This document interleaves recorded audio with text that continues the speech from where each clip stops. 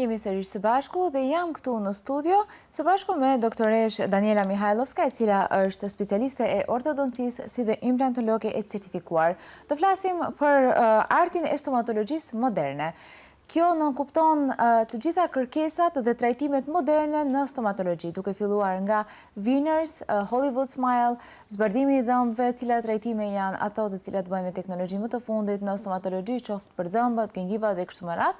Kështu që për këto dhe të tjera do flasim për gjatë bisedës tonë. Sot ju благодарам što ste дел от нашата емисија денес, за да зборуваме за ова многу специфична тема и многу современа, би кажала. Да, и од мене благодарност што сум присутна во вашата емисија и што ќе споделиме една интересна, модерна тема во стоматологијата, пред се да направиме спој на естетика, на наука, се во здравието за една убава насмевка.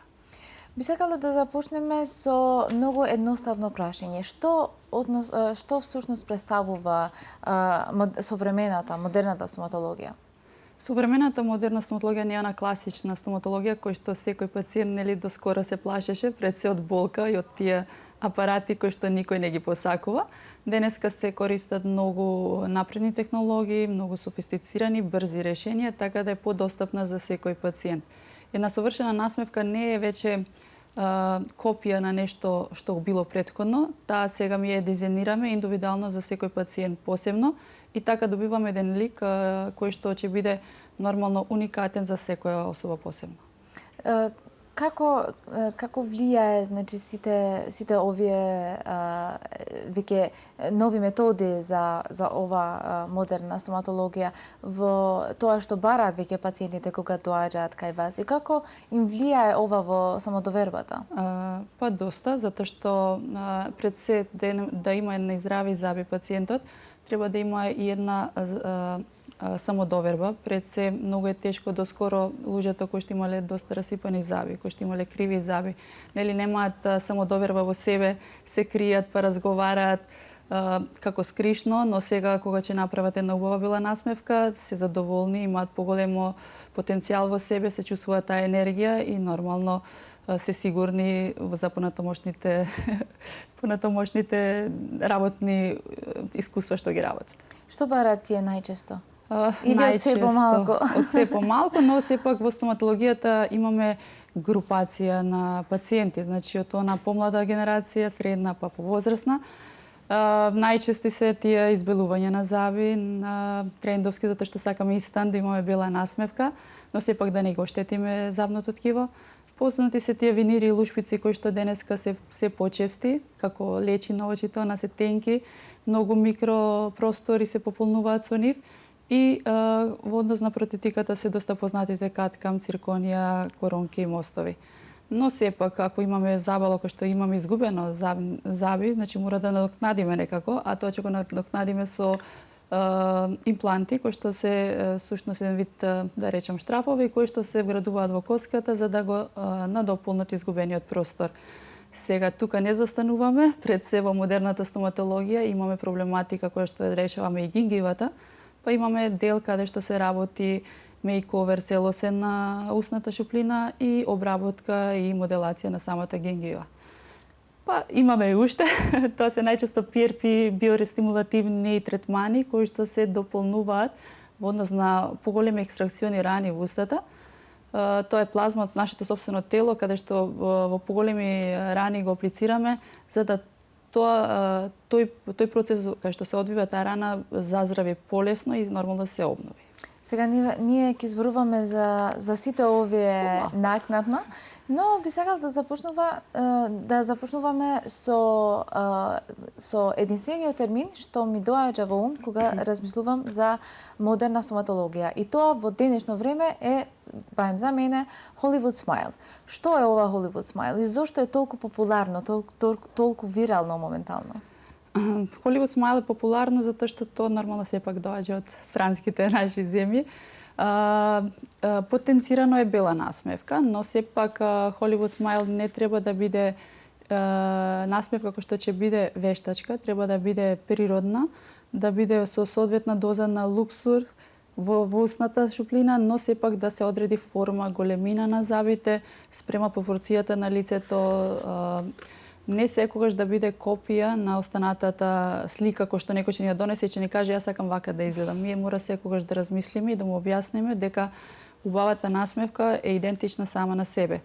Hollywood Smile може да добиеме од повеќе начини. Токму може да добиеме бела насмевка и со избелување, може да добиеме бела насмевка со тие лушпици, може да добиеме бела насмевка со порцелански коронки, но сепак во однос на целина, кога ќе направи еден пациент и во горната вилица и во долната промена, сепак е на естетскиот момент го зацелуваме во една целина и викаме Hollywood Smile. Дали Hollywood Smile е наменет за сите пациенти?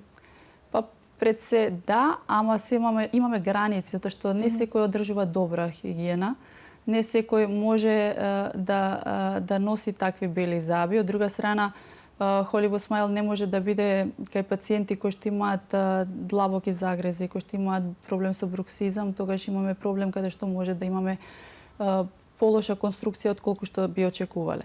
Затоа што се прави соодветна селекција за кои пациенти точно може да се направи.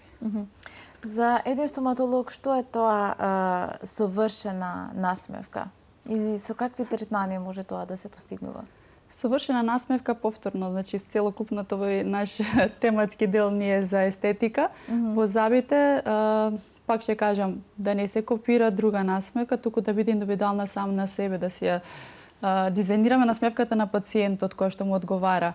Најчесто не значи дека една совршена насмевка би била ако има бличинг заби бели и дека би, ако одлучи со техничарот да се направи, одлучиме некои крупни заби, тогаш не би било совршенство. Мора секогаш да бидеме како дентал артисти, значи затоа е таа искуство и модерната технологија кај што се поврзува со таа компјутеризирана стоматологија, каде што правиме правилни планови и анализи и пациентот е достапен, истовремено комуницираме како што имаме, каде би коригирале, каде би додале нешто за да имаме перфектна шема, а преку таа шема после се изработуваат тие конструкции за да имаме една совршена насмевка. Совршена насмевка не е да биде како да кажам, секој треба се ја носи сам на себе и еден вид лична карта за себе и треба се грижи да се вложи, посебно за секој. Значи не е еден шаблон дека ќе личи на секој, значи истото. Да, не. Секој има што свој индивидуално. ние сме денеска, нели, сите више и лаички, може да препознаеш која насмевка во смисла на завод е природна, која е малку извештачена и нели најдобриот резултат е кога некој ќе ви се обрати, кога би направила некоја конструкција, протезка да кажам, да ви рече многу изгледате природно, многу не ни може да примети дали некој зап е бондиран или имаш лушпица или имаш порцелан, него ли ти рече во смисла во муабет леле што си направил со забите. Да. Тоа е најинтересното и најбитното пред се. Колку траат овие, значи ефектот на третманите што се права за да се постигнува ова совршена насмевка? Ако се работат хемиски третмани, тие се некаде се повторуваат 2 пати во годината како избелување. Ако се работат лушпици и порцелани, тогаш тие се долготрајни, најмалку 10 до 15 години. Значи насмевката нема зашто би била променета. На нив не се лепи никакви наслаги, немаме пигментација, бидејќи тоа се силикати, тоа се порцелански примеси каде што се долготрајни. Временски на изработка кој тоа ме прашуваш, денеска добиваме компјутерски за 24 сата, значи, но не секогаш ми може да ги цементираме забите дефинитивно, затоа што имаме процес каде што го лечиме забот, каде што работиме нели со воспаление на пулпата, така да пациентот во одреден период може да ги има забите во својата уста, но ќе бидат привремено залепени, па после одреден период, кога све ќе биде окей, ќе бидат дефинитивно залепени. Така да периодот ми имаме нормално пациенти кои што за 24 сати добиле заби, некои до 2 недели, најкасно тој е периодот. Спомнавте и од почеток дека идат кај вас пациенти со некоја слика, со некој примерок. Како мислите, колку влијаат социјалните мрежи, особено во ова област, и дали можеби им даваат на пациентите и нереални очекувања? Па да, денеска тоа почесто е кај младата популација, секогаш некој има идол и сака да личи на некој познат пејач, на некој глумец.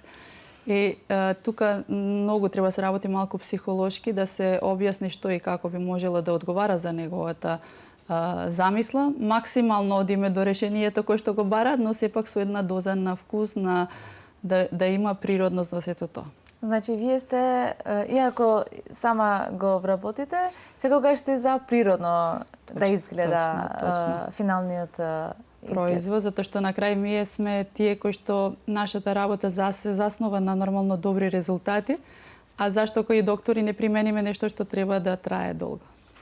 Спомнавте и од почеток винерс, лушпици и коронки. Која е разликата?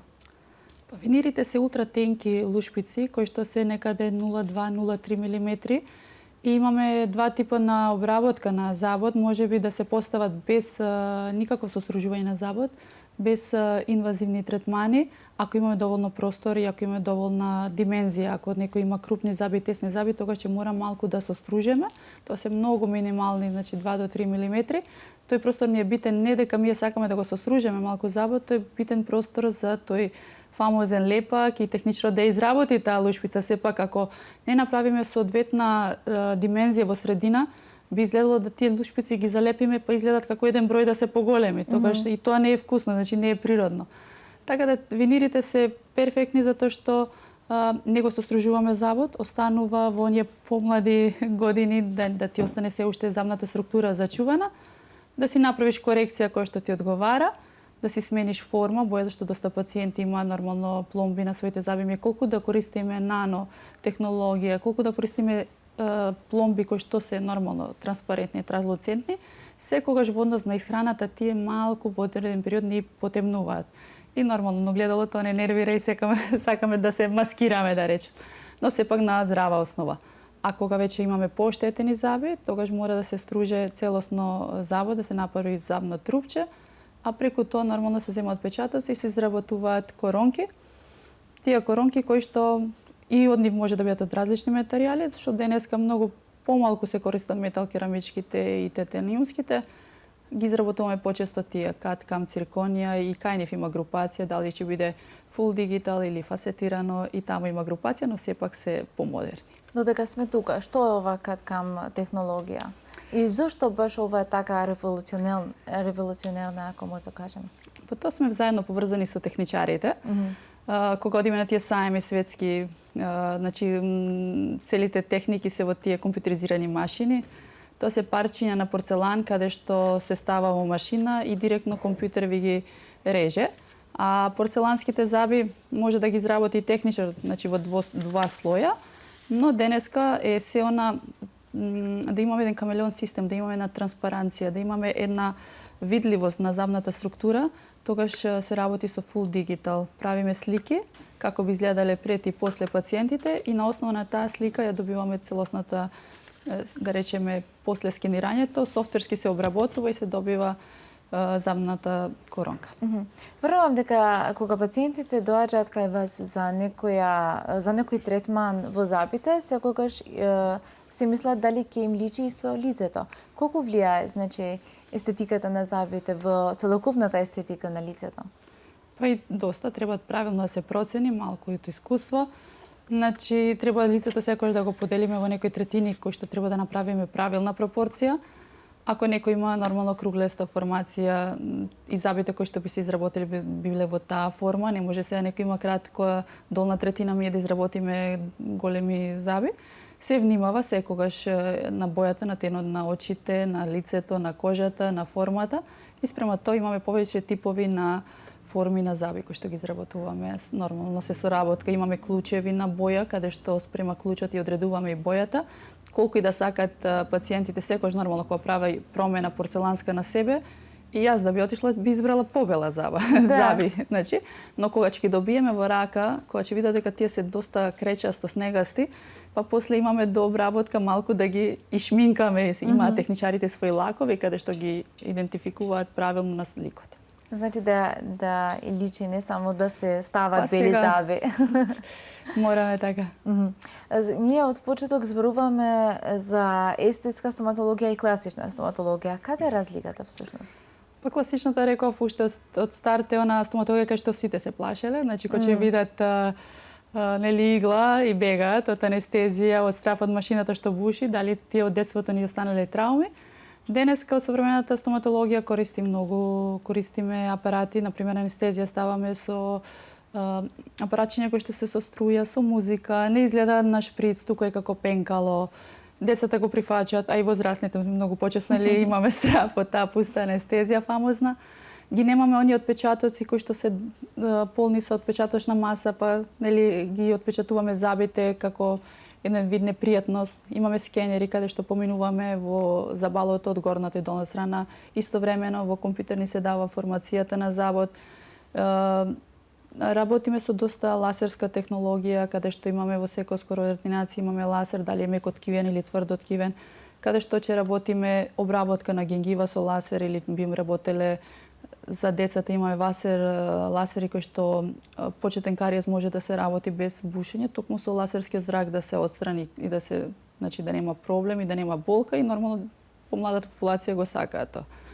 Таа е таа технологија која што оди напред, сега дополнително со техничките делови се усовршуваат, а сега во естетиката влегува и таа фамозна, или што реков, биорегенерација, каде што сите сакаме нешто да стимулираме и да регенерираме, како што се пијат секакви суплементи, така да и во нашето тело ни треба нешто да вградиме.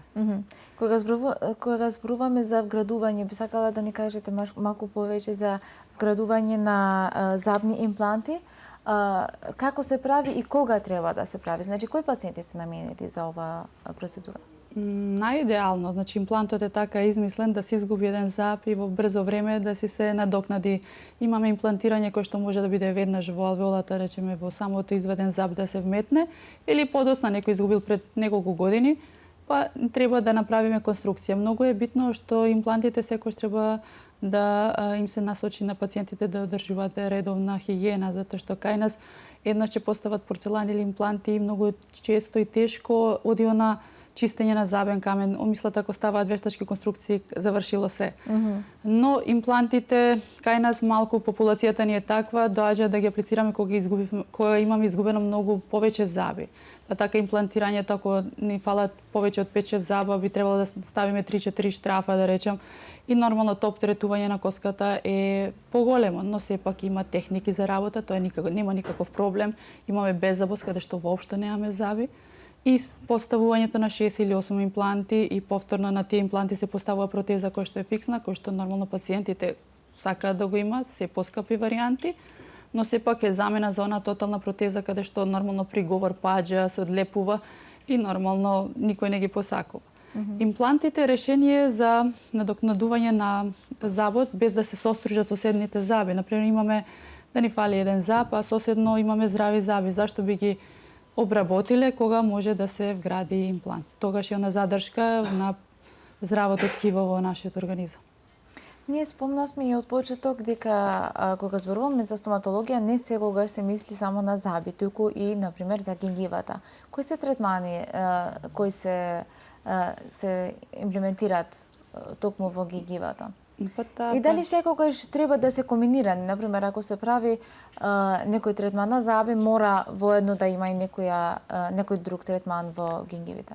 Па вака, најчесто популацијски сите имаме малку воспалена гингива, тоа го одредуваме и го средуваме во текот на годината со чистење на забен камен, со ласерска обработка на гингивата, но кога ќе направиме некоја порцеланска конструкција, а имаме отечена воспалена гингива или гингивата ни ја покрива половина анатомска конструкција на забот, тогаш треба да се таа обработи, таа викаме линија црвена или бела линија на гингивата, како што се што се исцртува контурира, значи околу секој зап треба да се обработи гингивата за да ги имаме оној свод што е правилно, што ни бил воопшто.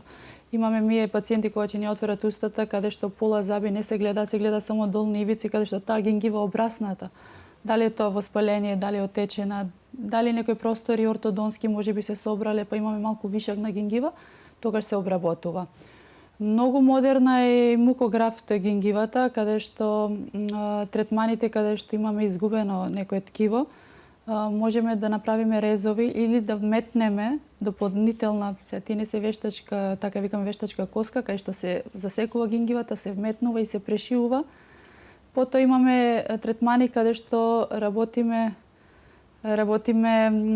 гингивопластика, каде што најчесто нашата популација има проблем со парантоза. Значи, парантозата е на хронична болест, каде што имаме здрави заби, но имаме повлекување на гингивата. сега видлив тој на коренски дел, зашто би направиле некоја вештачка конструкција, се обработува гингивата, се прешивува, се ставаат, така да речеме, едни биорегенеративни мембрани и доаѓа до преоблекување на забот и имаме многу убава гингива, немаме видливи корени и таа гингивопластика, гингивотома е доста модерна, мада малку потешко кај нас пациентите уште го сваќаат, затоа што секојаш као хируршки рез ги асоцира на некој оперативен зафат, а не е воопшто болно, со локална анестезија се става и тоа е. Имаме неколку конци една недела, а си имаш свој заби и своја гингива. И е многу битна како и затоа што третирање на забите. Да, коренот ако ти е соголен, први имаме расклатување на забот, а второ секоја ладна топла храна ни реагира на забите, а може да ги заштитиме, значи не можеме ми да правиме конструкции порцелански во корен, туку се прави до коронката. Би сакала да ми кажете искрено колку е важна функционалноста покрај естетиката на забите? Па тоа е најбитниот момент, но секогаш ми го скокаме. Го скокаме функционалноста, само да изгледа добро, да изгледа добро. Значи некој што дошол да смени забалото, џвакањето, има проблем со вилицата, со зглобот, со функцијата. Тие џвакални притисоци се оптоварува самата коска, имаме проблем со зглобот и најчесто имаме и главоболки, има пациенти кои што имаат длабок загриз, па имаме стружење, нашкрипење, бруксизам навечер. Сите тие симптоми треба да се решат на баш стручен начин, а не само да се состружат забите и повторно ќе ставите порцеланска конструкција, но загризот или длабочината ако не сте ја средиле, ќе имаме проблем. Така да функцијата секогаш е битна, затоа што сепак најчести се осеќаат тие главоболки, па пациентите стално викаат имам главоболка, имам некоја мигрена. Не е секогаш и до главоболката и болката од тие фактори, значи секогаш може да биде и во устата и забите, се правилно да се направи на добра анализа. А дали може еден пациент што ги има овие проблеми да е кандидат за порцелански или композитни лушпици? Да, правиме селекција, значи најчесто ако треба... Кои пациенти се кандидати за ова? Па види, ми не можеме секогаш да имаме идеално забало, нема секој пациент убави заби па сега да бираме, но може да се направи. Ако имаме тако пациент со поголема аномаличност, да речем, проблематика, тогаш може да направиме селекција, може бочниот регена да се направат мостови, порцелански коронки, а фронтот да биде подигнат, да има одредено растојание за да се направат лушпици. Така да имаме техники кои што правиме комбинации, можеби да ги справиме први забите со ортодонска протеза, а после тоа да работиме лушпици и да имаме правилен загриз. Докторке, дали имаме некои невидливи решенија кога сакаме да имаме убава насмевка, но да не се гледа дека во меѓувреме правиме некој третман или нешто, да не се препознава? Па, во однос на такви третмани можеме да ги насочиме тие лајнери што се фолии за исправање на заби. Сепак се фолии прозирни, но во однос на активностите кои што ги имаме во целодневието, ми можеме да ги извадиме па да ги вратиме. Тоа се фолии за исправање на заби, каде што нема на класични метални фиксни протези, тоа се алајнери, стручно, значи се добиваат сетови за 6-месечна терапија и пациентот ги носи редовно, значи само за јадење ги вади, така да ептен ако има некој настан, нормално ќе ги извади, па ги враќа.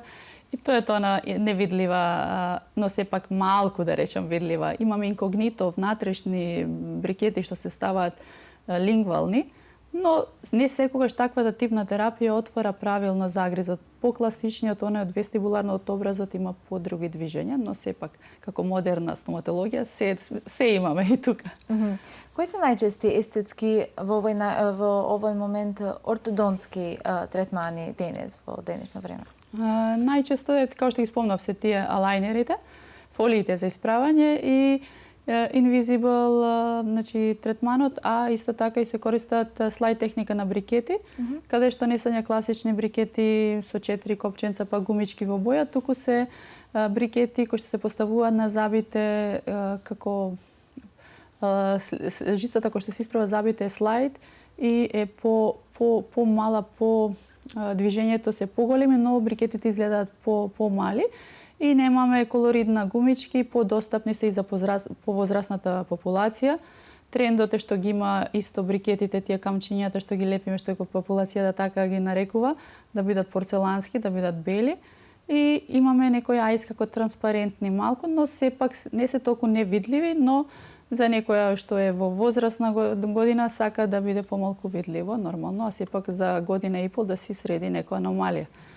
Ортодонските аномалии се чести и луѓето ги оставаат малку подоцна, па после имаме проблем, нели, работиме и обврските и мислат дека не изгледа така вкусно, но сепак аномалија која што може да се реши, а не да остане така цел живот. За да не доаѓа некој пациент до тоа задоцнат преглед, кога е идеалното време за ортодонски преглед кај децата? Децата се една групација некаде кога ќе им излезнат првите трајни инцизиви и трајните молари. Веќе некаде 7-8 години таа популација каде што доаѓаат во нашите ординации, но во тој период, бидејќи се млечни зъби и млечна дентиција, не се прават фиксни протези, се користат тие мобилни интересни нивни апаратчиња со штрафче, во боја, со шара. Со тоа штрафче ми добиваме простор, цепење на непцето, најчесто и подредување со самиот лак метален што е во фронтот на одредена група на зъби. Другата, значи како што се менуваат мешовитата дентиција зъбите, кога ќе дојде до трајни зъби, некаде 13-14 години, па и понатака, зависи некому може да задоцне некој зъб, може да се постави веќе фиксна протеза. Фиксната протеза се одредува секој пациент кој материјал би се вградило, но како терапија ми е и со класична метална и со слај техника би ја завршиле до крај. Возрастна граница за ортодонција нема, значи имаме стално кога одиме на конгреси, семинари, додека стара особа има зъби во уста, може да ги исправи. Почесто, например, повозрастната популација е за да среди тескоба, например, збиеност на зъбите, каде што имаме пародонтопатични проблеми и нормално во тој период се поставува фиксна протеза. Додека имаме зъб во уста, може да се среди.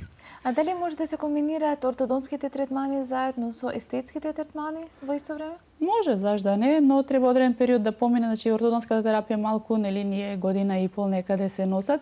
Побрзите се 6 до 8 месеци, па после тоа да се продолжи со протетски естетски третман може. Ние моментално ќе преминеме во еден мал рез на реклами, па ќе се вратиме пак за да зборуваме за аномалии, што и вие ги спомнавте. Добро мишко путето шкуртер публицитарија да дорикthehemi sërish në studio me mysafiren ton për të folur për anomalit më të shpeshta në stomatologjin, sidomos në ata estetike. Kështu që qëndroni me ne.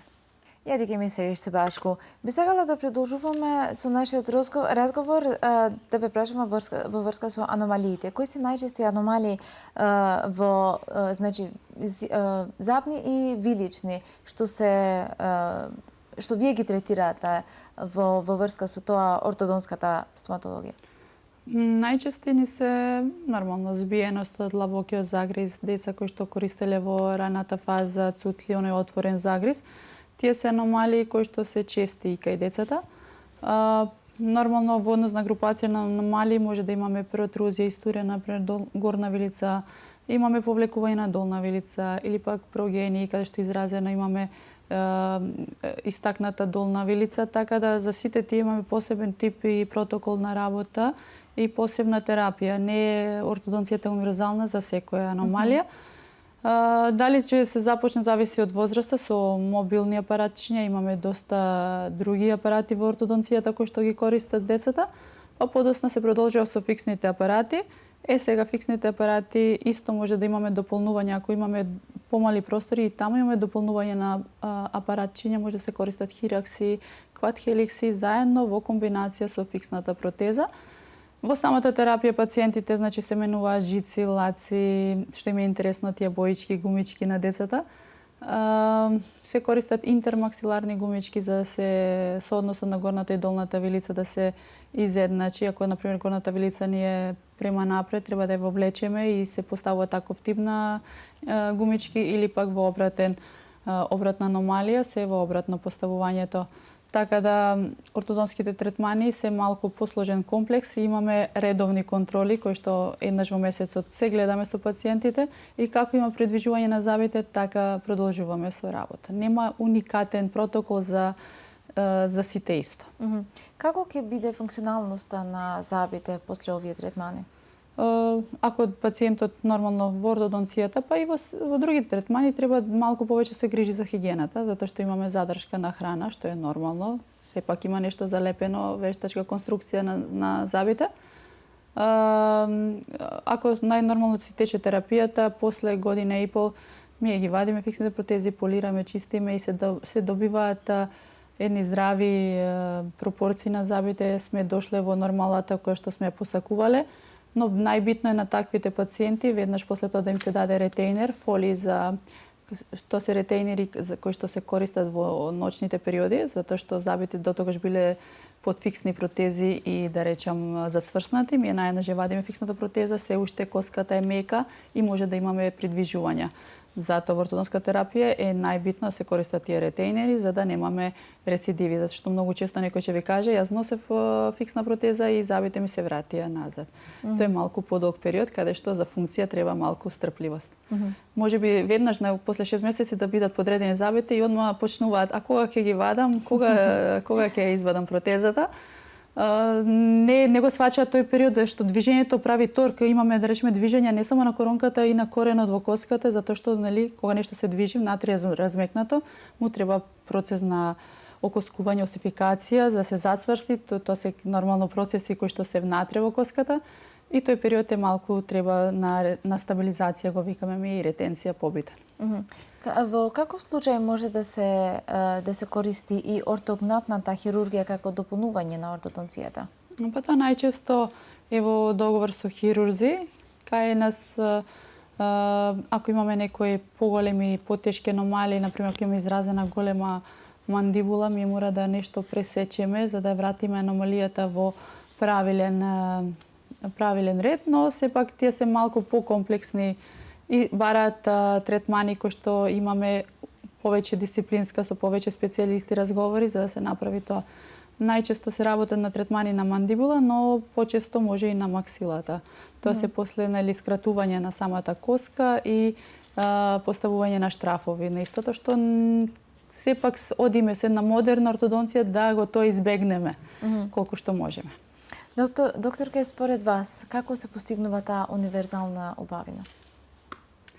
Универзалната убавина се постигнува пред се од една добра хигиена, значи се започнува не се во ординациите, треба и од дома да се грижиме, да имаме добра хигиена, а после тоа дополнување со грижа на забите, значи годишно најмалку 2 пати треба се посети стоматолог, не да се види дали некој зап е расипан или не, туку да се отстранат тие наслаги и конкременти, што нормално минерализацијата во устата од самата храна, течности не се случува. А за самата убавина некој има природни убави заби, цврсти заби, нема потреба од дополнителни конструкции, например. Некој што веќе има оштетени, нормално со модерните пломби, нанотехнологии може да се коригира, многу денеска често после поправање на некој зап и решавање на таа конструкција, кој ќе се погледне во огледало, вика кој зап ми е поправен затоа што не може да го примети, многу е природно. Тие за една совршена насмевка битни моменти. Што мислите за ова универзалната според социјалните мрежи убавина? Значи тоа што спомнавме неколку пати дека сите сакаат со еден шаблон, сите сакаат да изгледаат како еден лик и мисля дека тоа ќе им личи на нив. Какво мислење имате за ова? Допред некоја година беше малку тренд, но самите полако го изфрламе и сакаме да бидеме уникатни. Никој не сака веќе да личи на некого. Така да треба се најде правилна комбинација како и гардероба, како и стил на живење. Треба да си направиш промена на себе, да не чекаш, значи има луѓе кои што бараат некој перфектен момент за да ги направат тие конструкции и промени. Животот треба да си тече и сите промени се направат во право време, затоа што нема враќање назад, а без една убава здрава насмевка немаме сигурност, немаме исполнетост. Докторке, вие бевте избрана и жена менаџер во минатата година, 2025-та. Може да не кажете што значи да биде, каква одговорност или мотивација е ова за да бидеш избрана жена менаџер, особено во медицината и естетиката?